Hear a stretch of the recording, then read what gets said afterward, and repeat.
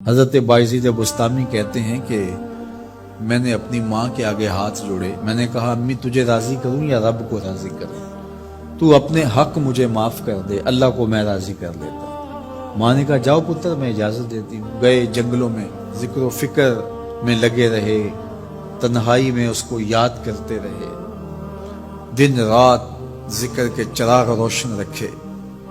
12 سال گزر گئے حق کی تلاش میں۔ ایک دن واپس بستام کے قریب سے گزر رہے تھے، خیال آیا چلتے چلتے ماں کو سلام کر جاؤں۔ دروازے کو دستک دینے لگے تو اس خیال نے ہاتھ روک لیا کہ ساری زندگی ماں کو سکھ تو دیا کوئی نہیں، اب دکھ بھی کیوں دینے لگے؟ رات کا ایک پہر بیت گیا ہے، سردیوں کی لمبی رات ہے، ماں بستر میں لیٹی ہوگی، تیرے لیے اٹھے گی، دروازہ کھولے گی۔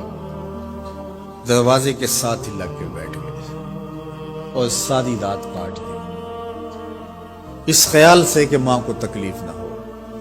جب سحری کا وقت ہوا تو اندر سے جو نالی آتی تھی اس نالی سے پانی آیا، سمجھ گئے میری ماں تہجد کے لیے اٹھی ہے اور وضو کا پانی ہے، تو فوراً دروازے پہ دستک دی۔ اندر سے آواز آئی بیٹا بایزید میں ابھی آئی۔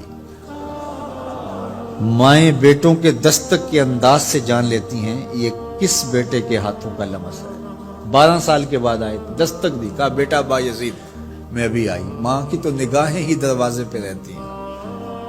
اللہ اکبر۔ کہتے ہیں کہ ماں نے دروازہ کھولا، 12 سال جنگلوں کی خاک چھانتے بیت گئی تھی، پراگندہ صورت، بکھرے ہوئے بال، پھٹے ہوئے کپڑے۔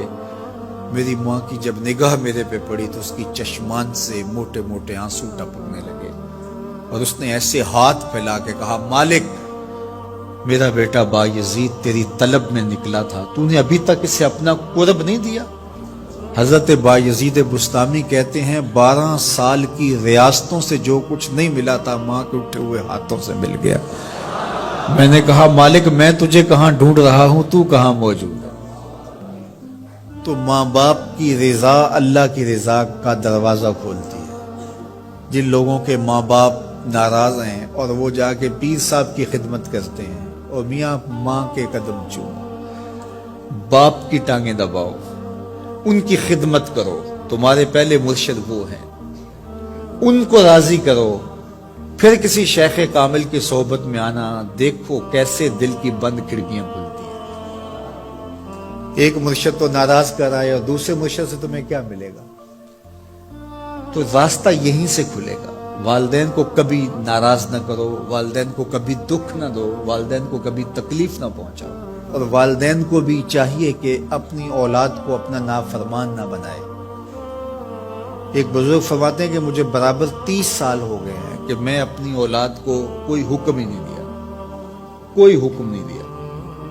کوئی چیز مجھے چاہیے بھی ہوتی ہے تو میں بصیغہ امر نہیں کہتا، بلکہ ایسے ہی بات کرتا ہوں۔ پانی چاہیے تو یہ نہیں کہتا بیٹا پانی لے کر آؤ، میں ویسے ہی کہتا ہوں پیاس لگی ہوئی ہے، تو اگر وہ سمجھ جائے اور وہ خود لے آئے تو اچھی بات ہے، لیکن اگر وہ نہ لائے تو میں نے اس کو حکم ہی نہیں دیا، امر ہی نہیں کیا، تو اس امر کی مخالفت ہی لازم نہیں آئے گی۔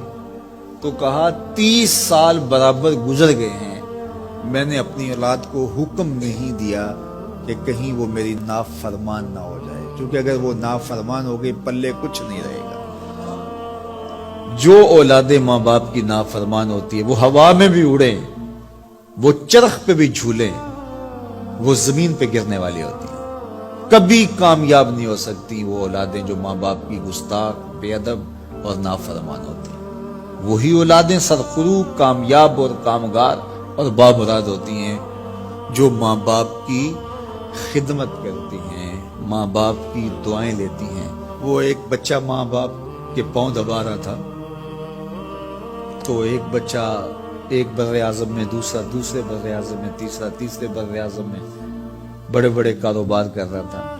تو کوئی اس کا دوست ملنے آیا، اس نے کہا کہ اس نکمے کو بھی کہیں بھیج دو، فلاں جو ہے وہ یورپ میں ہے، فلاں امریکہ میں ہے، وہاں اتنی بڑی کمپنی اس نے کھولی ہوئی ہے، اس نکمے کو یہاں بٹھایا، اس کو بھیج دو، یہ تو نکمہ کسی کام کا نہیں۔ کہا یہ نکمہ ہی تو میرے کام آ رہا ہے، کہ نکمہ ہی تو میرے کام آ رہا ہے۔ تو اولاد خوش نصیب ہے کہ اپنے ماں باپ کی خدمت کرے اور ان کے ساتھ حسن سلوک کرے۔